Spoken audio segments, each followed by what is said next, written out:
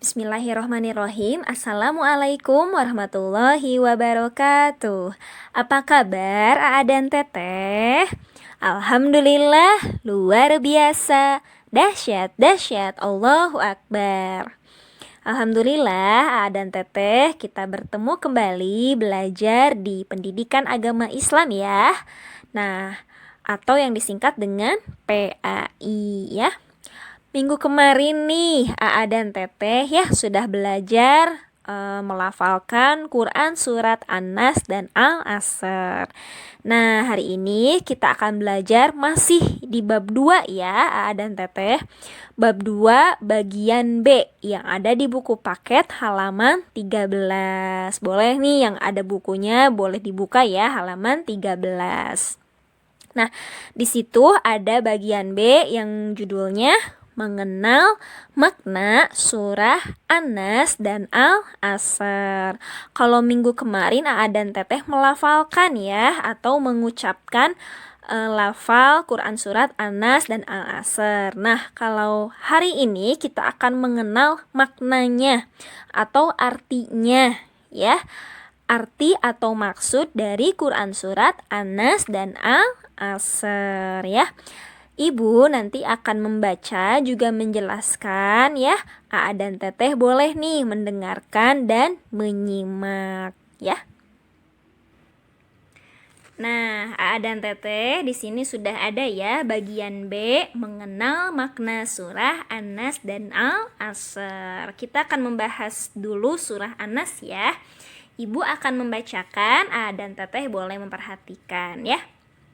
Surah An-Nas termasuk surah pendek dalam Al-Quran. Surah ini terdiri dari 6 ayat.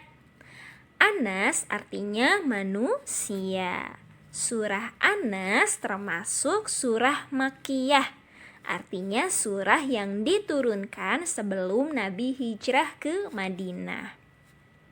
Surah An-Nas mengandung perintah agar kita selalu meminta perlindungan Allah dari segala kejahatan baik yang terlihat maupun yang tidak terlihat. Baik kejahatan yang berasal dari manusia maupun dari bangsa jin seperti sihir. Allah adalah satu-satunya pelindung manusia.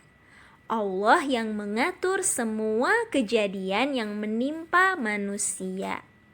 Kita dilarang untuk menggantungkan diri kepada selain Allah. Adapun usaha untuk melindungi keselamatan misalnya dengan memakai helm ketika mengendarai sepeda motor. Hal itu hanya merupakan usaha. Namun Allah lah yang dapat melindungi kita dari kecelakaan dan musibah.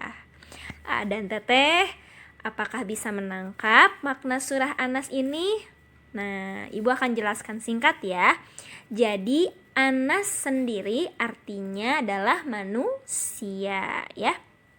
Nah, jadi intinya surah An-Nas ini maknanya adalah kita sebagai manusia meminta perlindungan kepada Allah ya. Langsung meminta perlindungan kepada Allah. Tidak boleh ke selain Allah ya.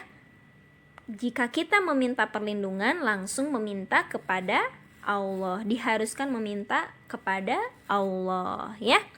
Baik dari segala kejahatan, baik yang terlihat maupun yang tidak terlihat. Baik kejahatan yang berasal dari manusia maupun dari jin atau syaiton ya. Nah, jadi ini adalah maknanya, makna surah An-Nas ya. Kita diperintahkan untuk meminta perlindungan kepada Allah. Itu ya maknanya ya dari surah An-Nas. Nah, yang kedua ada surah Al-Asr. Surah Al-Asr terdiri dari 3 ayat. Al-Asr artinya masa atau waktu. Surah Al-Asr termasuk surah yang pendek yang diturunkan sebelum Nabi hijrah ke Madinah atau disebut surah Makkiyah. Nah, halaman selanjutnya ya, A dan Teteh. Surah Al-Asr mengajarkan kita untuk menghargai waktu. Manusia yang menyia-nyiakan waktu yang ia miliki, maka ia akan mengalami kerugian. Karena waktu yang telah berlalu sedetik pun tidak akan dapat dikembalikan. Karenanya kita harus mengisi waktu kita dengan perbuatan-perbuatan yang baik dan diridhoi Allah Subhanahu wa Ta'ala. Dengan kata lain, surah Al-Asr mengajarkan kita untuk berperilaku disiplin, ya. Disiplin adalah melakukan sesuatu sesuai dengan aturan dan waktu yang telah ditentukan. Disiplin adalah kunci keberhasilan seseorang. Berikut contoh perilaku disiplin dalam kehidupan sehari-hari. A. Bangun tidur tidak terlambat. B. Pergi ke sekolah tepat waktu. C. Mengerjakan pekerjaan rumah tanpa ditunda-tunda. D. Melakukan sholat di awal waktu. E. Bagi laki-laki, sholat fardu berjamaah di musola atau masjid. F. Melakukan ibadah lain sesuai waktunya. Nah, A dan Teteh, jadi surah Al-Asr ini, Al-Asr sendiri artinya adalah waktu, ya. Jadi di sini kita diperintahkan untuk memanfaatkan waktu dengan sebaik-baiknya, ya. Jangan menghambur-hamburkan waktu dengan hal-hal yang tidak baik, ya.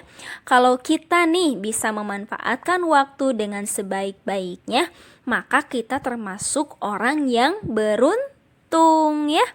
Beda lagi kalau dengan yang menghambur-hamburkan waktu. Berarti kita termasuk orang yang merugi, ya, rugi ya kalau menghambur-hamburkan waktu.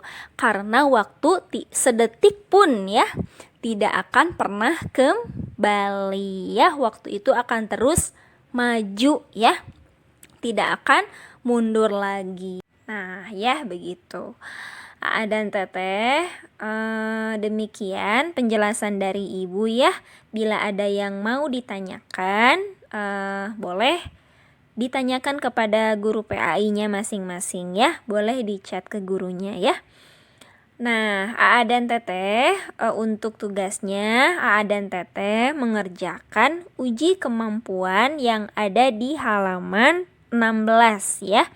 Hanya mengerjakan uji kemampuan bagian A saja dari nomor 1 sampai nomor 10, ya.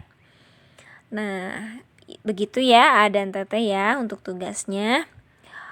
Cukup sekian dari Ibu. Mohon maaf ya apabila ada kesalahan, ada kekurangan. Billahi taufiq wal hidayah. Wassalamualaikum warahmatullahi wabarakatuh. Semangat A dan Teteh.